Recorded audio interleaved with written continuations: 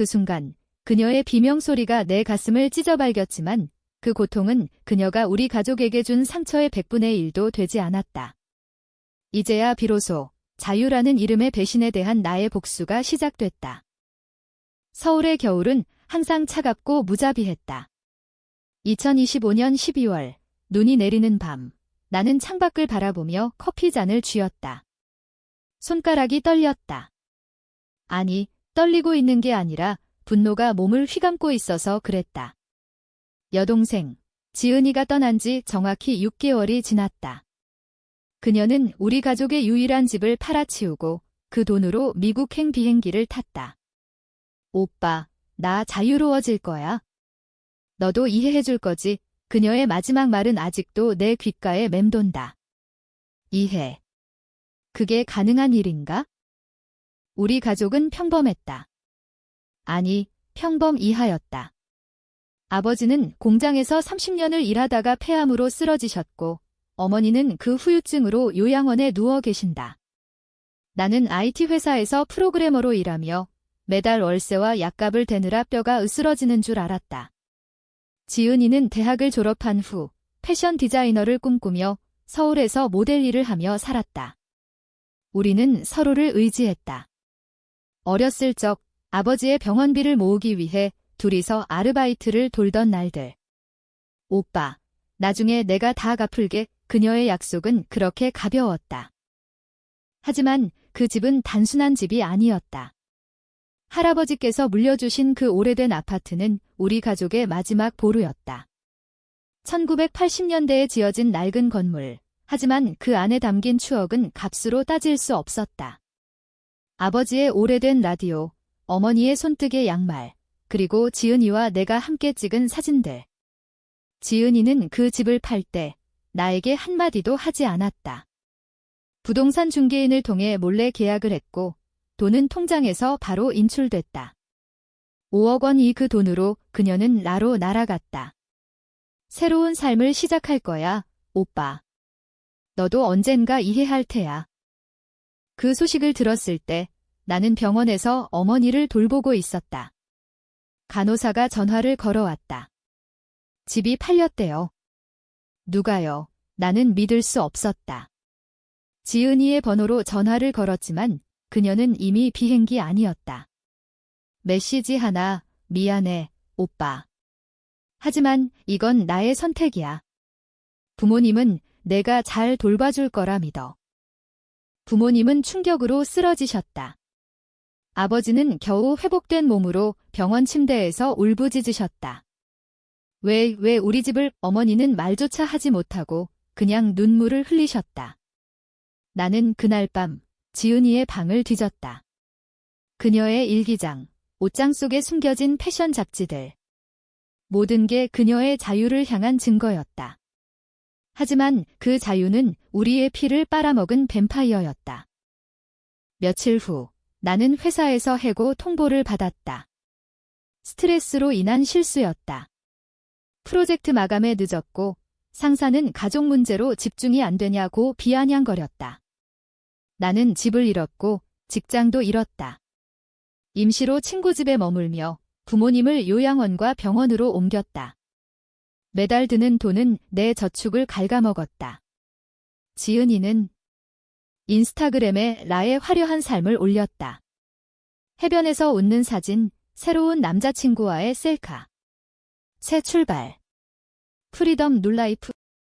그 사진을 볼 때마다 내 안에 무언가가 깨졌다. 처음에는 슬픔이었다. 왜 나한테 말하지 않았을까? 왜 가족을 버렸을까? 하지만 슬픔은 곧 분노로 변했다. 그리고 분노는 계획으로 이어졌다. 나는 지은이를 용서할 수 없었다. 그녀의 자유는 우리의 노예였다. 이제 내가 그녀의 자유를 빼앗을 차례였다. 나는 컴퓨터 앞에 앉아 그녀의 소셜미디어를 뒤졌다. 나의 주소, 직장, 친구들. 한국에서 락까지는 멀지만 인터넷은 가까웠다. 나는 익명 계정을 만들었다. 진실을 말하는 사람이라는 이름으로. 첫 번째 포스트, 이 여자는 가족을 버리고 도망쳤어. 집을 팔아치우고 병든 부모를 방치했지. 배신자 지은. 반응은 즉각적이었다. 지은이의 팔로워들이 달라붙었다. 뭐야 이게? 가짜야. 하지만 나는 증거를 첨부했다. 집계약서 스캔본, 부모님 병원 기록. 그녀의 삶에 균열이 생기기 시작했다. 그날 밤 나는 꿈을 꿨다. 지은이가 불타는 집 앞에 서서 울고 있었다. 오빠, 왜? 나는 대답했다. 내가 먼저 불을 질렀으니까 깨어났을 때 내 손은 여전히 떨리고 있었다. 하지만 이번에는 두려움이 아니라 결이었다. 시간이 흘렀다. 나는 새로운 직장을 찾지 않았다. 대신 부모님을 돌보며 복수의 그물을 쳤다. 지은이의 미국 친구들에게 메시지를 보냈다. 그녀가 속였어. 돈을 훔쳤어. 하나둘. 그녀의 네트워크가 무너지기 시작했다. 그녀는 나에게 연락했다. 오빠, 왜 그래? 그만해. 나는 답했다. 자유의 대가를 치러. 하지만 내 안에는 갈등이 싹 텄다. 정말로 이게 옳은가? 부모님은 여전히 지은이를 기다리셨다. 지은이가 언제 올까? 어머니의 물음에 나는 미소 지었다. 곧 올 거예요. 하지만 속으로는 생각했다. 그녀는 다시는 오지 않을 거야? 내가 막을 테니까. 이 복수는 단순한 분노가 아니었다. 그것은 가족의 상처를 메우기 위한 나의 방식이었다. 지은이는 자유를 얻었지만 나는 그 자유의 그림자 속에서 진정한 힘을 얻고 있었다. 그리고 그 힘은 점점 더 커져만 갔다. 어린 시절, 지은이와 나는 서로의 전부였다. 서울의 변두리, 좁은 원룸에서 자랐다. 아버지는 야간 근무로 피곤한 몸을 이끌고 들어오시면 우리는 조용히 기다렸다. 어머니는 시장에서 장을 보고 와서 삼각김밥으로 저녁을 때웠다. 오빠, 나 커서 디자이너 될 거야. 너한테 예쁜 옷 사줄게. 지은이의 눈은 항상 별처럼 빛났다. 고등학교 때 아버지의 병이 시작됐다. 폐암 3기. 병원비는 산더미였다. 나는 장학금을 포기하고 아르바이트를 했고 지은이는 학교를 그만두고 카페에서 일했다. 오빠, 우리가 함께라면 이겨낼 수 있어. 그녀의 말은 나의 버팀목이었다. 우리는 밤늦게까지 공부하고 돈을 모았다. 그 집, 할아버지의 유산은 우리의 희망이었다. 언젠가 이 집을 리모델링해서 살자. 아버지의 꿈이었다. 대학 시절, 지은이는 패션 공부를 시작했다. 그녀의 재능은 빛났다. 서울 패션위크에 초대받을 정도였다. 나는 IT를 전공하며 그녀를 응원했다. 오빠, 나 성공하면 가족 다 데리고 여행 갈게. 하지만 성공은 그녀를 바꿔놓았다. 파티, 남자들, 화려한 삶. 그녀의 연락은 점점 뜸해졌다. 집을 판 날, 나는 우연히 부동산 광고를 봤다. 우리 집 주소. 심장이 멎는 줄 알았다. 중개인에게 전화했다. 누가 팔았어요? 주인 딸분이요. 서명은 확인됐습니다. 지은이의 서명. 그녀의 필체는 변함없었다. 부모님께 말씀드렸을 때 아버지는 침대에서 일어나지 못하셨다. 그 애가. 왜? 어머니는 기절하셨다. 나는 지은이를 쫓아 LA 공항까지 추적했다. 하지만 너무 늦었다. 그녀의 비행기는 이미 이륙했다.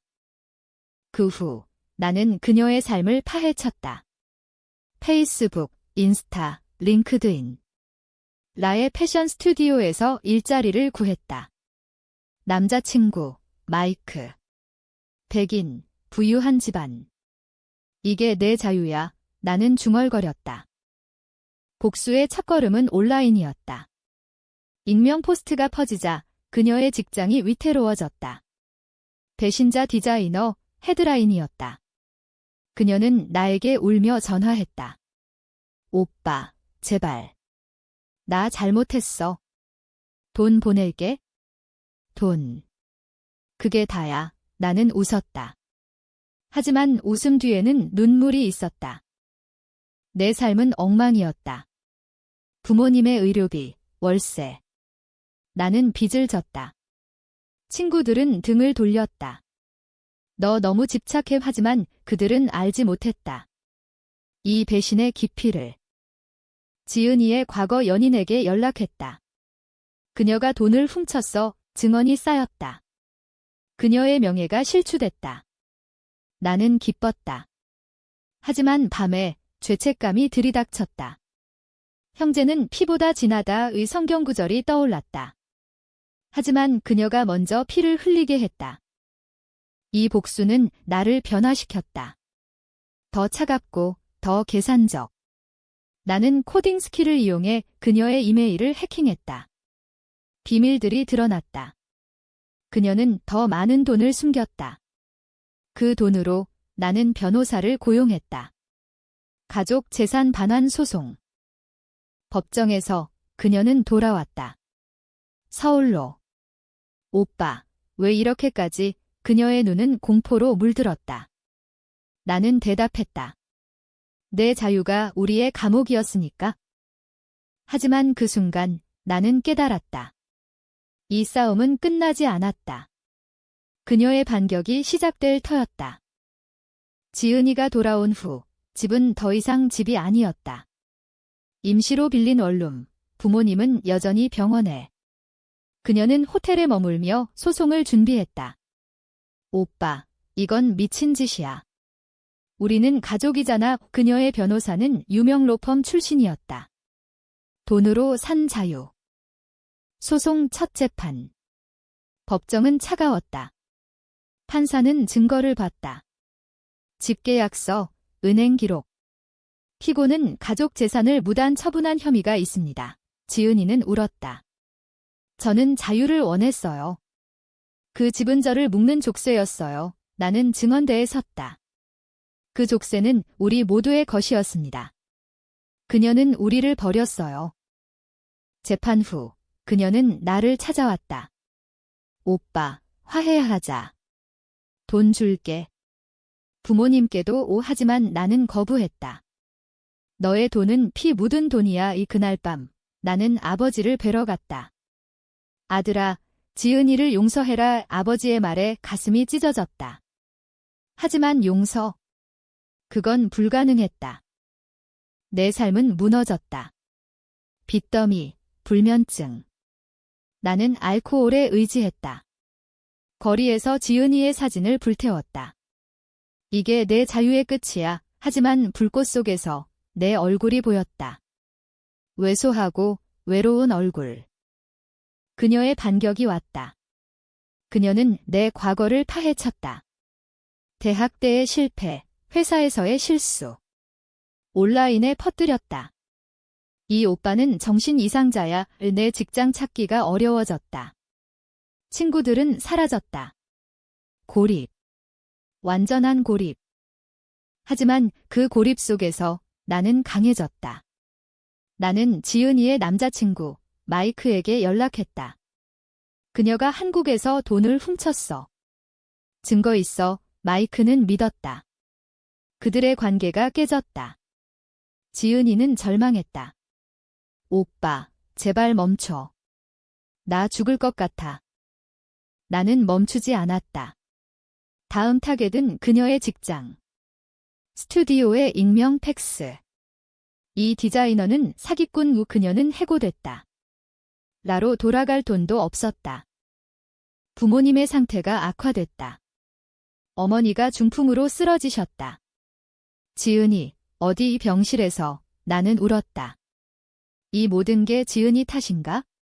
아니, 내 탓인가? 복수의 대가는 너무 컸다. 하지만 후퇴는 없었다. 나는 그녀를 서울로 유인했다. 만나자. 화해 카페에서 그녀는 지쳤다. 오빠, 나 포기할게. 집돈 돌려줄게. 하지만 그건 함정이었다. 나는 녹음기를 켰다. 내가 한 말, 증거로 쓸게. 그날 나는 처음으로 그녀를 동정했다. 하지만 동정은 분노를 더 키웠다. 내 자유는 우리의 죽음이었어. 상실은 나를 빈 껍데기로 만들었다. 하지만 그 껍데기 속에 복수의 불꽃이 타오르고 있었다. 복수의 다음 단계는 세심한 계획이었다. 나는 더 이상 충동적이지 않았다. 노트북에 지은이의 일상을 매핑했다. 그녀의 일정, 연락처, 약점. 이건 게임이야. 그리고 나는 규칙을 정할 거야. 먼저, 돈, 그녀가 숨긴 나머지 자금을 추적했다. 암호화폐 지갑, 해외 계좌. 해킹은 어렵지 않았다. 내 IT 스킬이 빛났다. 2억 원 은하는 그 돈으로 부모님의 치료비를 냈다. 이건 내가 갚은 거야, 지은아. 그 다음, 명예. 나는 가짜 뉴스 사이트를 만들었다. 한국 패션 디자이너의 배신 스캔들 기사가 퍼졌다. 그녀의 이름은 검색어 1위가 됐다. 인터뷰 요청이 쇄도했다. 가족을 버린 여자, 그녀는 매스컴에 쫓겼다. 개인적 공격.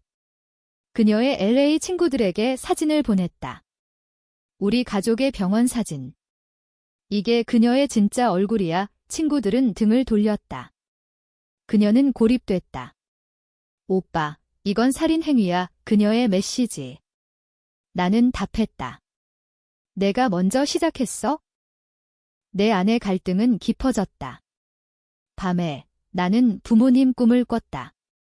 왜 형제를 해치냐? 하지만 깨면 분노가 돌아왔다. 이건 공정했다. 그녀의 자유에 대한 대가. 계획의 절정은 그녀를 파괴하는 것. 나는 그녀를 서울로 불렀다. 부모님 상태가 나빠. 그녀는 왔다. 공항에서 기다렸다. 그녀의 얼굴은 창백했다. 오빠, 이제 그만. 우리는 병원으로 갔다. 어머니의 병실. 지은아, 어머니의 약한 목소리. 지은이는 울었다. 진심이었다. 하지만 나는 기다렸다. 병원 복도에서 나는 그녀에게 말했다. 내가 책임져. 여기 남아. 그녀는 동의했다. 직장을 그만두고 서울에 정착. 하지만 그건 내 함정. 나는 그녀의 이력서를 조작했다. 배신자 키워드가 검색되도록. 일자리 구하기 불가능. 그녀의 절망이 절정에 달했다. 자살 시도. 병원에서 깨어난 그녀. 오빠, 왜 나한테 이런 짓을. 나는 방문하지 않았다. 대신 편지. 이게 내 자유의 끝. 하지만 그 편지를 쓰며 나는 무너졌다. 이 복수는 나도 파괴하고 있었다. 가족은 산산조각 났다. 공정한가? 아니, 하지만 멈출 수 없었다. 그물은 완성됐다. 이제 덫을 당길 차례였다. 지은이가 서울에 정착한 후 폭풍이 몰아쳤다. 그녀는 작은 아파트에서 살았다. 나는 이웃으로 이사왔다. 익명으로. 그녀의 일상을 지켜봤다. 아르바이트, 부모님 방문. 하지만 그녀의 눈은 죽어 있었다. 충돌은 불가피했다. 어느 비 오는 밤, 그녀가 문을 두드렸다. 오빠, 내가 여기 사는 거 알아? 그녀의 목소리는 떨렸다. 나는 문을 열었다. 들어와. 방 안. 우리는 마주 앉았다. 왜 나를 이렇게 만들었어? 그녀의 눈물. 나는 차를 따랐다. 내가 가족을 팔았으니까? 대화는 밤새 이어졌다. 그녀의 이야기. 오빠, 나도 고통스러웠어. 그 집에서 숨이 막혔어. 아버지의 병, 어머니의 울음. 나도 도망치고 싶었어. 그녀의 고백. 어렸을 적 트라우마, 아버지의 폭력. 나는 몰랐다. 하지만 왜 나한테 말 안 했어?